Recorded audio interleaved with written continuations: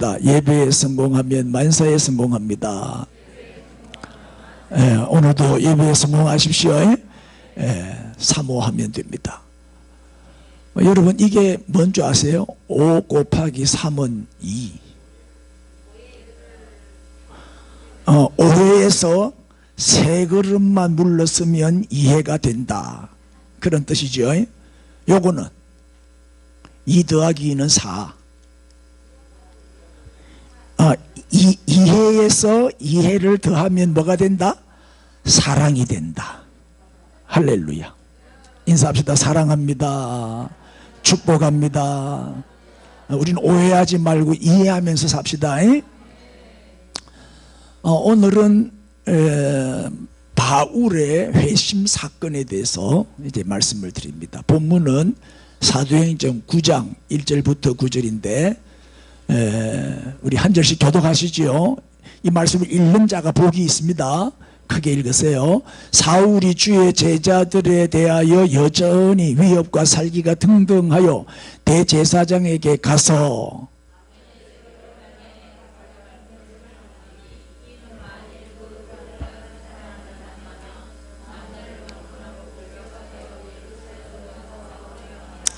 사울이 길을 가다가 다메섹에 가까이 이르더니 홀연히 하늘로부터 빛이 그를 둘러 비추는지라.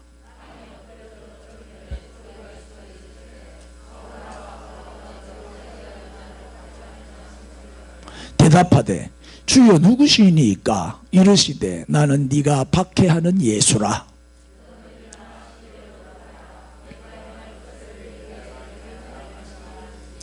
같이 가던 사람들은 소리만 듣고 아무도 보지 못하여 말을 못하고 서 있더라.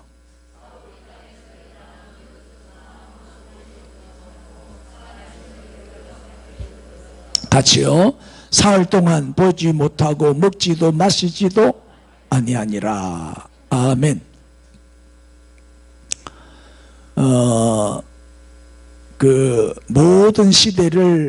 모든 시대를 살아간 그리스도인 중에, 지금까지 모든 그리스도인 중에 가장 대표적인 그리스도인을 뽑는다면 누구를 뽑겠습니까? 우리는 주저함 없이 사도 바울을 추천합니다.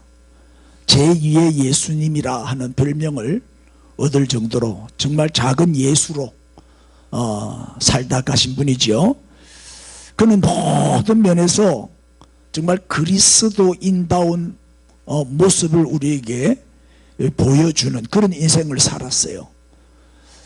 특별히 이제 반전은 그렇게 핍박하던 불신자였던 그가 그렇게 예수 믿는 사람을 괴롭히고 심지어 죽이는데도 앞장서고 서대반을 죽이는데 앞장선 주동인물이잖아요.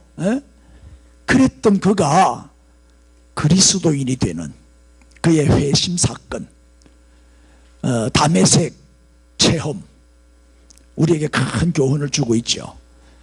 회심이 뭐냐? 회심이 불신자가 예수님을 믿기로 결단하는 사건, 예수님을 구주와 주님으로 영접하는 그 사건을 회심 사건이라 그래요. 그런데 회심도 두 가지 유형이 있어요. 회심에는 두 가지 유형이 있는데, 첫째는 바울형 회심이 있어요. 바울형 회심. 두 번째는 디모데형 회심이 있습니다. 무슨 차이일까요? 바울형은 어느 날 갑자기, 그죠? 어떤 사건을 계기로 해서 심경의 변화가 일어나서 예수를 믿게 돼요. 그래서 이거를 급진적 회심이라 그래요. 어느 날 갑자기 한순간에 어떤 사건으로 인하여. 디모데형 회심은 뭐죠? 점진적 회심이죠. 디모데는 모태신앙이잖아요. 어릴 때부터 이게 성경을 배우면서 조금씩 이제 성장하면서 하나님이 누구인지, 예수님이 누구신지를 알아가면서 이제 예수님을 알게 되고, 또 다양한 사건 또 겪으면서 이제 믿음이 성장하게 되는, 서서히 변화되고 성장하고 점진적으로 회심하는 이런 경우죠. 주로 이제 모태신앙들. 이 자녀들이 나는 우리 부모님을 통해서 예수님을 구주로 알고 믿게 되었습니다, 이렇게 고백을 해야 되는데 대부분의 경우는 그렇지 않죠. 우리 부모들이 자녀들에게 성경을 안 가르치고 평소에 이 신앙교육을 안 하니까 거의 보면 주일학교 가서 선생님을 통해서 또 친구를 통해서 아니면 목사님을 통해서 나는 인격적으로 예수님을 만났습니다, 예수님을 구주로 영접했습니다, 이런 애들이 의외로 많더라고요. 모태신앙은 나는 우리 어머니를 통해서 우리 아빠를 통해서 예수님을 영접했습니다, 나는 거듭났습니다, 이런 고백을 들어야 될 거 아니에요? 맞죠? 그래서 이 디모데는 어릴 때부터 어머니와 외할머니를 통해서 성경을 배웠잖아요. 그래서 예수님을 영접하고 목회자로 잘 자라난 그런 케이스입니다. 그래서 회심에도 이 두 가지 유형이 있습니다. 여러분도 이 둘 중에 하나 포함되겠죠. 이제 오늘 본문은 바울형 회심입니다. 바울이 어떻게 회심하게 되었는지 그 회심 체험, 그거를 이제 살펴보려고 하는데, 자, 바울의 회심 체험을 보면은 오늘 본문에 보면은 제일 먼저 하늘에서 빛이 쫙 비치죠. 빛은 뭐예요? 빛. 예수님이 빛이잖아요. 빛이 비쳤다는 거는 예수님이 찾아오셨다는 뜻이잖아요. 그 예수님의 그 빛을 받았어. 얼마나 충격을 받았어요. 말을 타고 가다가 그 햇빛보다 더 강한 빛이 비쳤으니까 놀래서 떨어지죠. 두 번째는 땅에 엎드러져요. 거기서 세 번째 음성을 들어요. 무슨 음성? 네가 왜 날 핍박하냐, 어찌하여 나를 핍박하냐, 음성을 들어요. 누구십니까? 하고 질문하죠. 나는 네가 핍박하는 예수다. 주님의 음성을 듣게 되는 거예요. 그 자리에서 이런 걸 보면은 내가 예수님을 찾아간 게 아니고 예수님이 먼저 바울을 찾아오셨어요. 자, 그 다음에 네 번째는 뭐죠? 실명해 버려요. 눈은 떴는데 안 보이는 거예요. 당달봉사가 돼버렸어요. 그래서 다섯 번째는 사람들에 의해서 다메섹으로 이제 들어가게 되고, 거기서 숨은 제자 아나니아를 통해서 안수를 받게 되죠. 그랬더니 눈에서 비늘이 벗겨지면서 시력이 회복이 됐어요. 3일 만에. 3일 동안 먹지도 마시지도 않고 단식하며 금식기도 했죠. 그리고 드디어 세례를 받습니다. 거기서 예수님을 영접하고 그 순간에 회심 사건, 이런 단계를 거쳐서 바울은 이제 회심하게 되죠.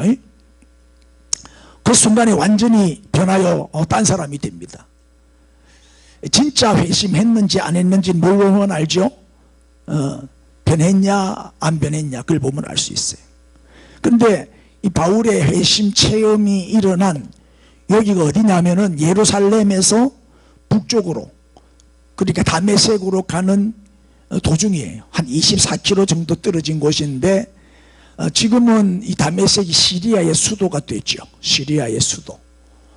그 당시는 그 다메섹에 이제 기독교인들이 많이 숨어 산다 하는 정보를 듣고 예수 믿는 사람을 잡아 가두기 위해서 잡으러 가다가 그 도중에서 주님을 만나게 되는 거예요. 그러니까 옛날에는, 요새는 차로 가면 24km 같으면 24분이면 가잖아요. 1분에 1km만 가도. 그런데 옛날에는 차가 없으니까 걸어가야 되니까 한 5일에서 6일 정도 걸렸대요. 그 먼 길을 핍박하러 간 거죠. 우리는 이 바울의 회심 사건을 다메섹 체험이라 그러지. 지금 가보면, 다메섹에 가보면 바울 회심 기념 교회가 있어요. 바로 저 교회예요. 아주 멋지게 잘 지어놨죠. 그때 저 장소에서 바울이 회심했다는 거예요. 자, 그러면 오늘 이 바울의 회심 사건을 통해서 회심의 본질이 뭐냐, 그 다음에 회심의 회심의 핵심 요소는 뭐냐, 이것들을 좀 살펴볼 텐데, 우리도 오늘 돌아갈 때는 완전히 딴 사람 되어 변화되어 돌아갈 수 있기를 축복합니다. 우리는 일반적으로 회심 체험 이러면 뭐 빛을 보고 음성을 듣고 실명하고 다시 회복되고 뭐 이런 눈에 보이는 이런 것들만 중요하게 다루는데, 회심의 본질은 따로 있죠. 자, 첫째 한번 보십시다. 시작. 내 모습 이대로 나오라. 있는 모습 그대로 주님께 나오는 거예요. 주님 앞에 나올 때는 가면을 다 벗어야 돼요. 다 정직하고 진실하게 내 모습 그대로 나와야 돼요. 할렐루야. 여러분, 숨겨놓은 죄는 용서받을 수 없어요. 고백하지 않는 엄밀한 죄는 용서받을 수 없어. 다 내 모습 이대로 다 내어놓을 때 고백하는 죄는 다 용서받게 되죠. 내 모습 이대로 나오라는 거예요. 그래서 기독교의 회심 사건의 본질은 뭐죠? 왜 우리가 내 모습 이대로 나와야 돼요? 누구 만나기 위해서? 그렇죠. 우리 예수님 만나기 위해서. 예수님과의 만남이 가장 중요한 거예요. 교회를 수십 년 다니도 아직 예수님 만난 경험이 없는 사람이 많아요. 그 확신이 없으니까 잘 흔들리지. 예? 신앙의 연수가 중요한 게 아니더라고. 정말 내가 예수님을 인격적으로 예수님을 만나야 돼요. 체험이 있어야 돼. 체험이. 예? 아무도 예수님을 만나지 않고는 회심할 수가 없고 또 구원받을 수도 없어요. 예수님을 안다고 구원받는 거 아니라니까요. 여러분, C와 meet는 완전히 달라요. 예수님을 주일마다 와서 예수님 구경만 하고 가면 안 돼요. 인격으로 좀 meet, 만나야 돼요. 할렐루야. 예? 니고데모 보세요. 니고데모도 예수님을 만나고 거듭나고 회심했잖아요. 예? 또 사마리아 여인도 우물가에서 예수님을 만나, 예수님을 만나고 회심하고 오히려 전도자가 되죠. 예. 삭개오도 마찬가지 아니에요. 삭개오도 뽕나무 위까지 올라가가지고 예수님 만나잖아요. 예수님을 만나야 되는 거예요. 멀리서 구경거리 되지 마시고 주인공이 되어야 돼요. 예배에 성공하려면 주인공이 되어야 되는 거예요. 바울도 보세요. 바울이 왜 그렇게 핍박자가 됐죠? 예수님을 못 만났으니까. 예수님 만나기 전에는 그렇게 악하고 포악하고 핍박하고 죽이는 데 앞장서고 대적하고 그랬잖아요. 그래서 예수님이 바울을 먼저 찾아오셨어요. 이 성경에 보면은 지원병보다는 차출병이 더 크게 쓰임받았더라고. 하나님이 크게 쓰시는 사람은 하나님이 차출해요. 모세도 차출했죠. 아브라함도 차출했죠. 바울도 차출했죠. 우리도 다 차출받은 사람들이에요. 예수님이 우리를 한 사람 한 사람 택하고 골라서 불러주신 줄로 믿습니다. 예? 자, 빛이신 예수님이 빛으로 찾아오셨어요. 빛으로. 바울은 빛 가운데 엎드러져 땅바닥에 떨어지잖아요. 거기서 주님의 음성을 듣게 돼요. 자, 오늘 본문인데 한 번 더 보죠. 땅에 엎드러져 들음에 소리가 있어 이르시되 사울아 사울아. 지금 이제 원래 이 바울의 본명이 사울이에요. 사울은 큰 자, 바울은 작은 자. 얼마나 교만한 이름이요. 사울아 사울아 네가 어찌하여 나를 박해하느냐. 대답하되 주여 누구시니까. 읽어주세요. 시작. 이르시되 나는 네가 박해하는 예수라. 실제로는 이 바울이 박해한 사람은 예수님이 아니잖아요. 예수 믿는 사람들이지. 그리스도인들을 박해했잖아요. 근데 바울은 아직까지 예수님을 만난 적이 없어. 그냥 예수 믿는 사람들을 이단으로 몰아가지고 감옥에 가두기 위해서 잡으러 가는 거예요. 그런데 예수님은 뭐라고 말씀하셔요? 왜 나를 박해하느냐 그랬어요. 이렇게 주의 성도들을 박해하는 것은 곧 누구를 박해하는 것이다? 예수님을 박해하는 것이다. 교회를 대적하고 교회를 핍박하는 것은 바로 예수님을 핍박하는 것이다. 그 순간에 이제 바울은 예수님을 만나요. 자, 이제 우리도 그래요. 어떻게 주님을 만나느냐. 둘 중에 하나예요. 바울처럼 예수님이 우리에게 오시든지 아니면 우리가 예수님께로 나가야 돼요. 예수님이 계속 우리를 초청하잖아요. 내게로 오라고. 그러니까 주님의 초청을 받고 예수님께 나오든지 아니면 예수님이 나를 찾아오시든지 어쨌든 예수님을 만나야 돼요. 예수님을 인격적으로 만날 때 진정한 회심이 일어나고 변화가 일어난단 말이에요. 성경에 가장 많이 나오는 단어 중에 하나가 뭐예요? 오라는 거예요. 오라, 오라. 와보라. 마태복음 11장 28절에도 수고하고 무거운 짐진 자들아 다 내게로 오라. 내가 너희를 쉬게 하리라. 안 그래도 와보라. 빌립도 와보라. Come and see. Come to me. 내게로 오라. 오라는 말이 성경에 참 많이 나와요. 요한복음 6장 37절에도 아버지께서 내게 주시는 자는 어떻게 될 것이다? 다 내게로 올 것이요. 내게 오는 자는 내가 결코 시작 내쫓지 아니하라. 하나도 잃어버리지 않겠다 그랬거든요. 하나님이 우리를 예정하시고 선택하셨잖아요. 택함 받은 자는 다 주께로 나오게 돼 있어요. 좀 일찍 나오고 늦게 나오고의 차이는 있겠지만 반드시 나오게 돼요. 그리고 내게 나오는 자는 내가 절대 잃어버리지도 않겠고 내쫓지도 않겠고 거절하지도 않겠다.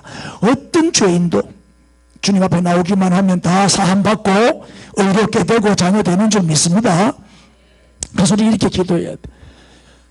주님, 오늘 예배 시간에 주님 정말 만나고 싶습니다.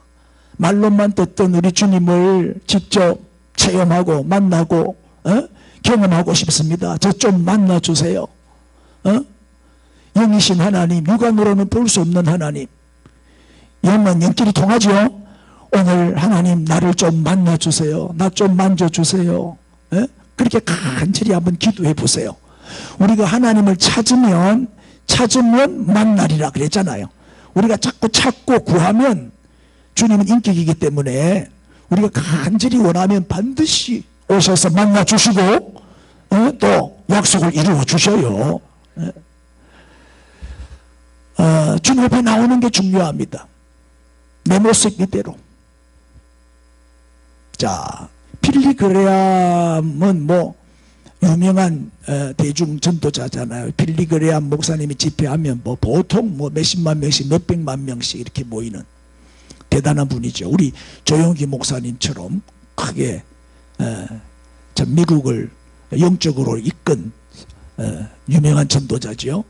이분이 집회 때마다 안 빠지고 꼭 불렀던 찬송이 214장 찬송이라는 거예요. 이 찬송을 이렇게 집회 때마다 불렀대요.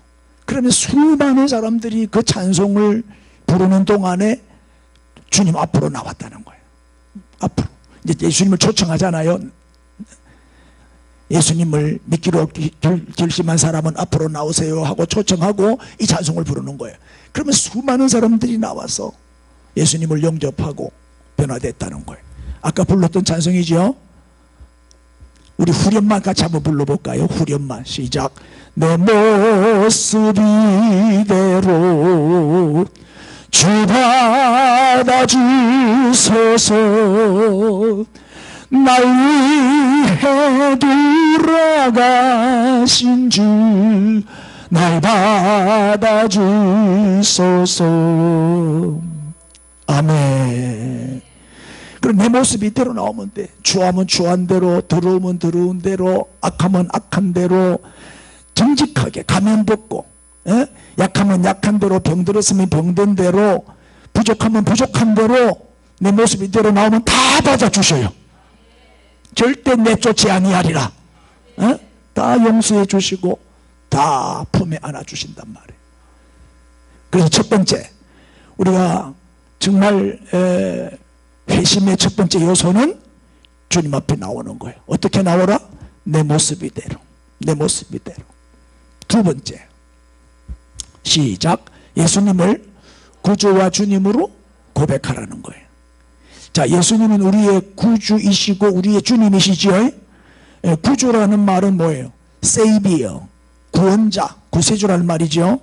주님은 뭐예요? 로드, 주인이라 이 말이에요. 주인. 예수님을 내 인생의 주인으로 나의 왕으로 모셔드리라 이 말이에요. 그럼 나의 구원자 로 받아들이라는 거죠. 우리를 구원하신 그분이 바로 우리의 삶의 주인이라는 거란 말이에요.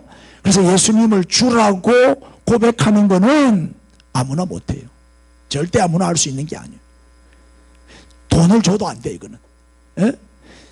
고린도전서 12장 3절 읽어보세요. 시작. 그러므로 내가 너에게 알리노니 하나님의 영으로 말하는 자는 누구든지 예수를 저주할 자라 하지 아니하고 또 성령으로 아니하고는 누구든지 예수를 주시라 할 수 없느니라. 하나님의 영으로 말하는 자는 절대 예수님을 부인 못해요. 또 성령으로 하지 않고는 예수를 주라 고백할 수 없다 그랬어요. 성령으로만, 성령이 깨닫게 해주시고 성령이 알게 해주시고 성령이 믿게 해주시고 성령이 시인하게 하시고 고백하게 해야 고백이 되어지는 거예요. 오늘 성령이 마시기를 바랍니다.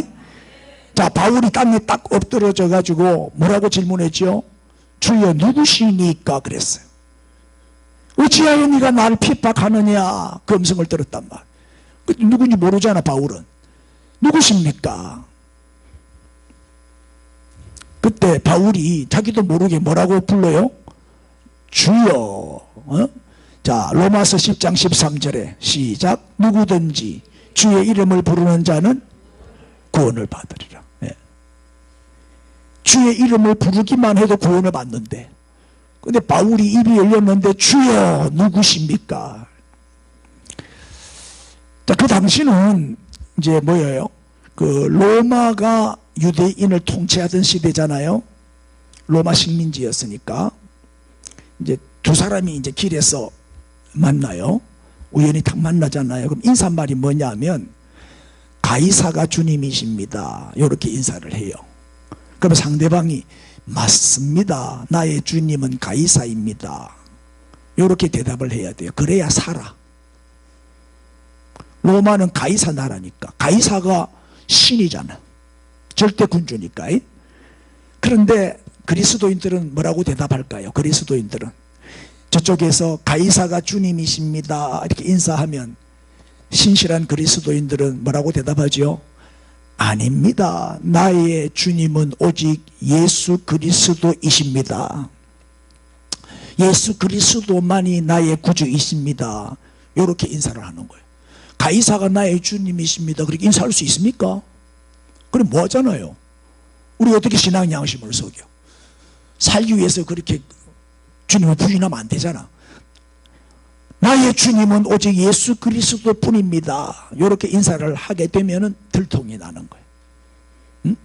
그러면 이제 고발을 저쪽에서 고발을 하겠죠. 여기 그리스도인을 내가 찾아냈습니다. 그러면 체포가 되고, 그 다음에 이제 고문을 당하고 원형 경기장으로 끌려가서 순교를 당하는 거예요. 그래서 그리스도인끼리 만나면 암호가 있어요. 암호가. 그 암호가 뭐죠? 땅바닥에 물고기를 그리는 거예요. 물고기를 딱 그리면 나는 그리스도인입니다. 그 고백이야. 내 신앙 고백이라. 왜 물고기를 그렸냐? 자, 보세요. 이금대 여기 안에 들어있는 글자가 익투스라고 읽어요. 익투스. 이제 대문자, 헬라어 대문자인데 맨 앞에 있는 게 이제 이오타, 알렙, 베드, 뭐 이렇게 감마, 델타, 이게 헬라어거든요. 요새 보니까 델타 변이 바이러스가 많이 쓸지다. 알파, 베타 바이러스, 감마 바이러스, 이번에는 델타 바이러스. 이제 갈수록 이제 알파벳 그 뭐냐 헬라어 알파벳으로 나가잖아요. 저 맨 앞에 있는 저 대문자인데 이오타, 영어로 I에 해당되는 거죠. 이오타. 그 다음에 두 번째는 키라고, X가 저기 키라고 읽어요. 가운데가 데타요, 데타. 그 다음에 Y자처럼 생긴 게 윕실론이라고 그래. 윕실론. 그러면 이제 이 시그마처럼 이 생긴 저걸 시그마라고 읽어요. 시그마. S 발음 나는. 발음 나누죠. 그래서 익투스 이렇게 읽거든요. 그럼 익투스 뜻이 뭐냐? 헬라어로 물고기라는 뜻이에요. 그럼 저게 무슨 뜻이냐면 요거예요. 예수스.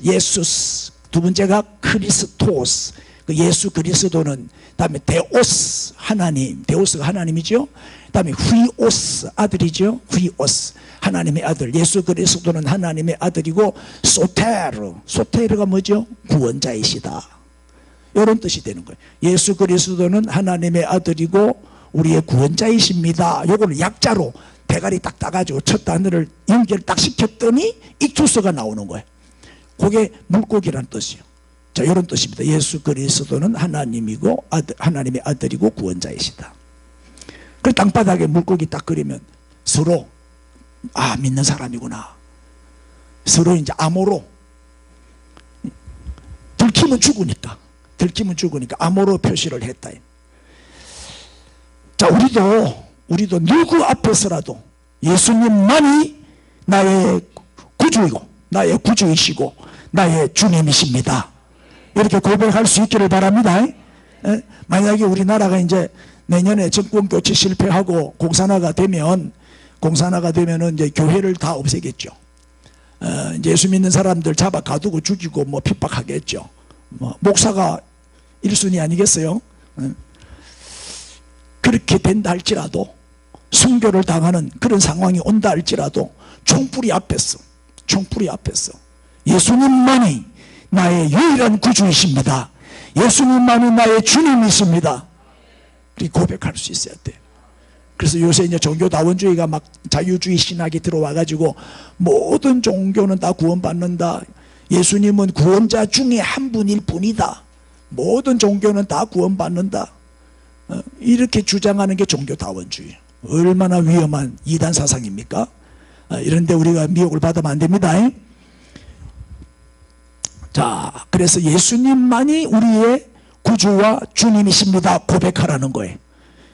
믿습니까? 끝까지 우리 믿음 지킵시다. 그 다음에 세 번째입니다. 시작. 변화된 삶을 살아라.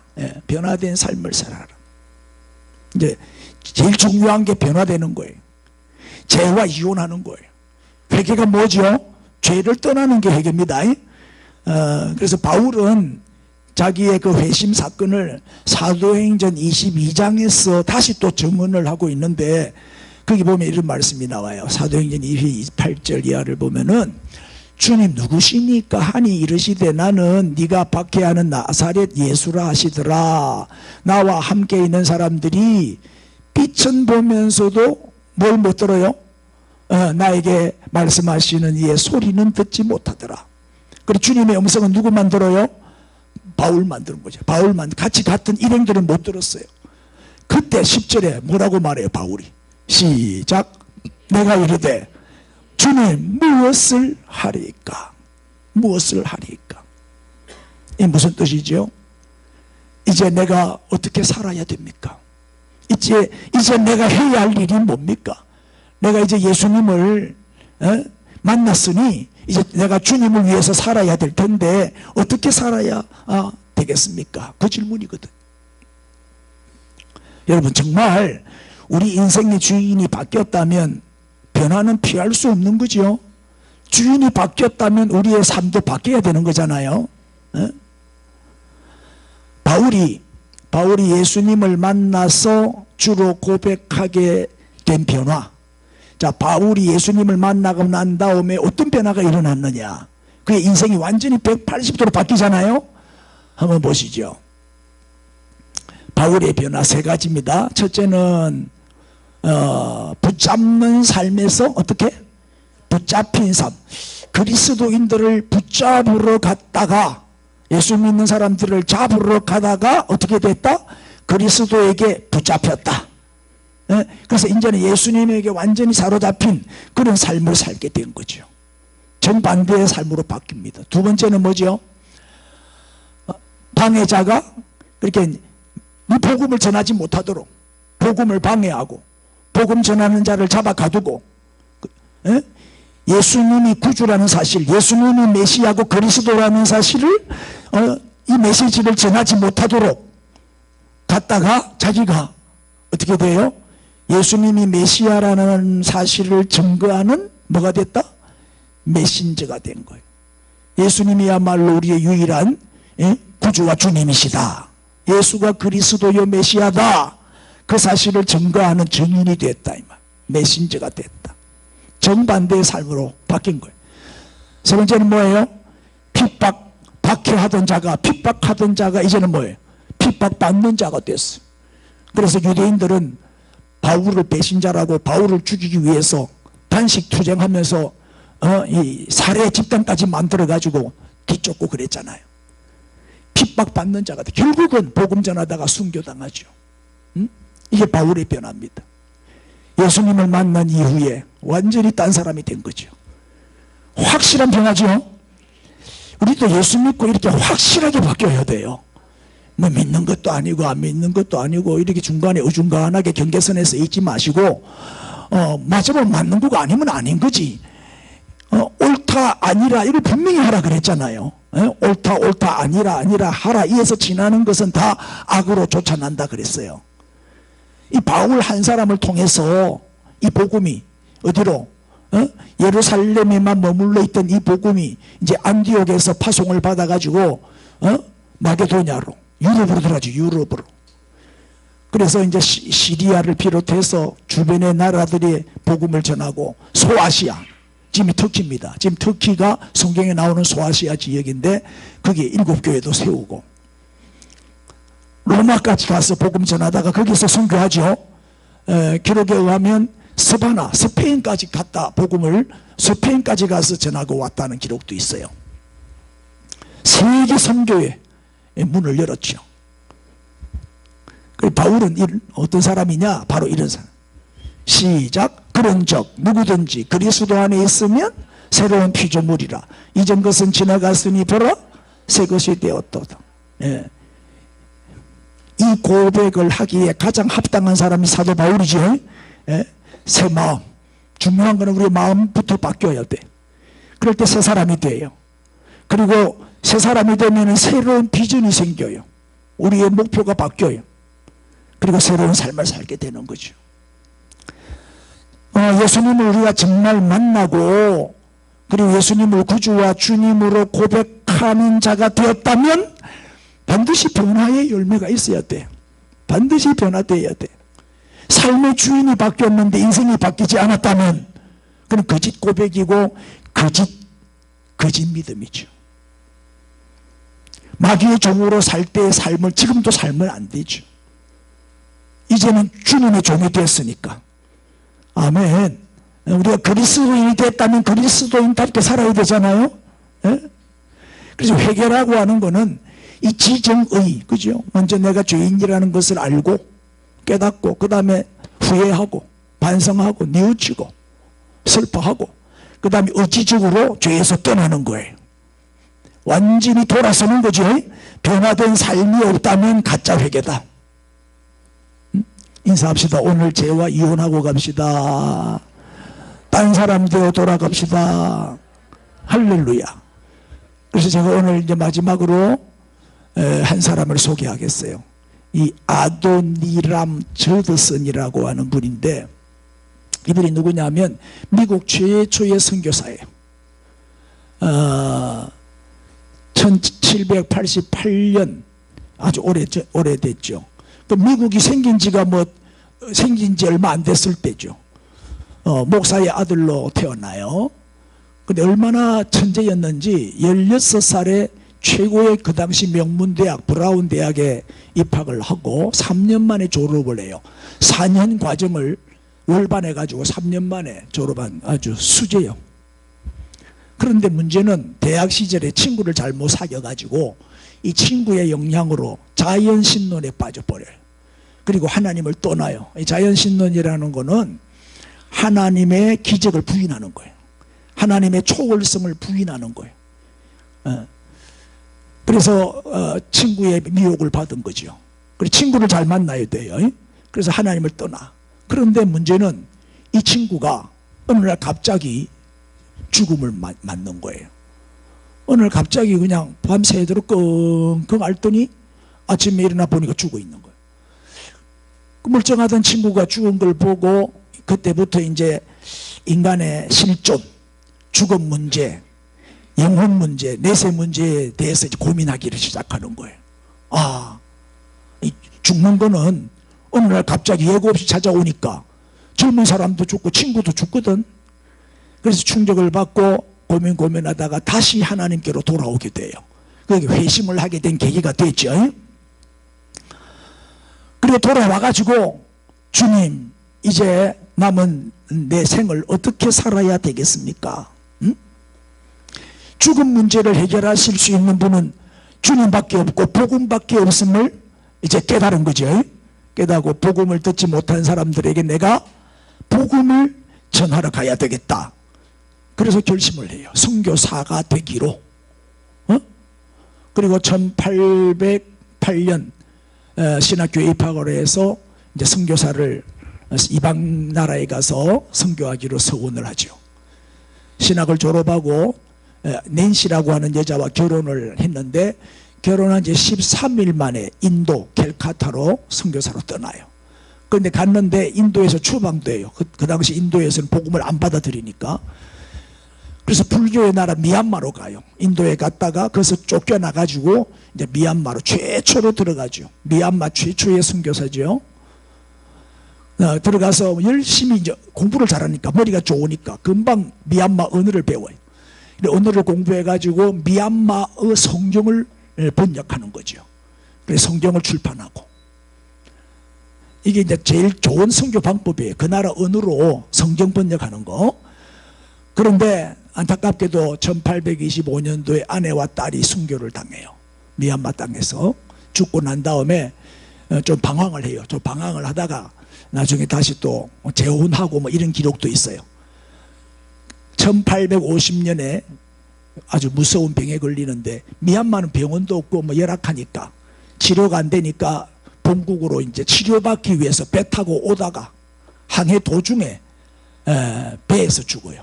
거기서 임종을 맞이하고 그 시신을 배에 태워가지고 몇 달 동안 배 타고 올 수가 없으니까 이제 그래서 바다에 수장을 시키죠. 장례식을 바다 위에서 치르게 돼요. 그러니까 뭐 그 무덤이 없죠. 이제 바다에 수장을 해버렸으니까. 보세요. 그리스도인이 한 명도 없었던 미얀마가 이 아도니람 저드슨 이 선교사를 통해서 그가 죽은 후에 미얀마 기독교인이 몇 명이냐 놀랄 준비하세요. 21만 명. 21만 명이나 생겨났어요. 지금은 미얀마가 상당히 뭐 선교사도 많고 교회도 많아요. 그 걸음이 되신 분이 저드슨. 한 사람이 이렇게 중요한 거예요. 한 사람의 영향력이 이렇게 큰 거예요. 한 사람의 회심과 헌신이 가져온 놀라운 결과예요. 인사합시다. 당신도 이렇게 중요한 사람입니다. 아멘. 우리 한 사람이 바뀌면 내 가정이, 그죠? 또 내가 속한 모든 공동체를 변화시킬 수 있잖아요. 한 가족, 한 교회, 한 공동체, 한 민족이 얼마나 큰 일을 할 수 있는지 몰라요. 우리 샘솟는 교회가 앞으로 얼마나 큰 일을 하게 될지 기대가 되죠. 하나님이 쓰시면 쓰임 받는 거예요. 오직 성령이 마시면 땅끝까지 이르러서 내 증인이 되라 그랬잖아요. 지금 우리가 서부 경남 조그마한 중소도시 진주에서 시작하지만 앞으로 열방을 정복하는, 전 세계로 뻗어나가는 그런 교회가 될 줄로 믿습니다. 자, 여러분, 이제 우리 남은 생애가 그렇게 길지 않아요. 어떻게 살고 싶으세요? 그냥 밥이나 축 내다가 그냥 죽고 싶어요? 밥값하고 살아야 안 되겠어요? 지금 밥이 아까운 사람이 되면 안 돼. 우리는 밥이 아까운 사람이 되면 안 돼. 인사합시다. 밥값하고 삽시다. 시작. 밥값하고 살아야 돼. 뭘 하고 싶으세요? 그냥 뭐 잘 먹고 잘 사는 게 목표 아니죠. 정말 우리가 예수님을 영접했다면 변화가 일어나야 돼요. 정말 회심의 사건이 일어나야 된단 말이에요. 그래서 오늘 세 가지로 말씀드렸어요. 회심의 요소 세 가지. 첫 번째가 뭐였죠? 여러분, 오늘 이 설교 들으면서 뭘 느껴요? 와, 목사님 PPT 잘하네. 이런 거 못 느꼈어요? 목사님 PPT 끝내주게 만들었네. 이거 다 내 실력입니다. 아무도 도와준 사람 없습니다. 밤낮 연구합니다. 내가 이제 PPT 배우고 싶은 사람은 내가 제자로 삼아 줄게요. 가르쳐 드릴 테니까 관심 있는 분은 배우세요. 내 모습 이대로 나오면 돼. 가면 서지 말고 이제 마스크 벗어. 좀 있으면 벗어도 돼. 난 아직 여러분 얼굴을 못 봤어. 전부 마스크만 쓰고 있으니까 진짜 얼굴 아직 내 못 봤어. 내 모습 이대로 11월 9일부터인가 마스크 벗고 자유롭게 살 수 있도록 해준다 그런 걸 발표를 한 것 같더라고. 왜 내 모습 이대로 나와야 돼요? 그래야 주님을 만날 수 있으니까. 가면을 쓰면 주님 못 만나잖아요. 가면을 벗어야 만나지. 아멘. 두 번째는 뭐예요? 예수님을 구주와 주님으로 고백해야 돼요.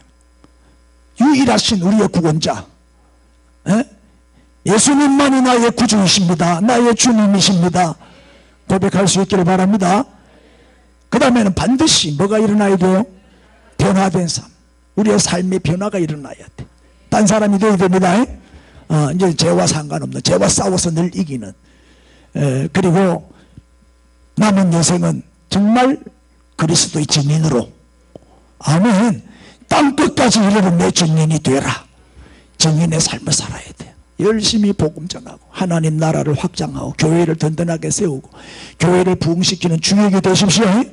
그럴 때 우리는 부끄러움 없는 모습으로 주 앞에 설 수 있게 되고 멸류관의 주인공이 될 줄로 믿습니다. 할렐루야. 오늘 나에게도 이런 회심이 일어나게 하옵소서. 이런 변화가 일어나게 하옵소서. 말로만 듣던 우리 주님을 만나게 하옵소서. 오늘 바울에 일어났던 이 변화가 우리에게도 일어나게 해달라고 우리 주여 부르고 한 1분만 통성으로 기도합니다. 주여. 할렐루야 할렐루야 할렐루야. 감사합니다. 감사합니다.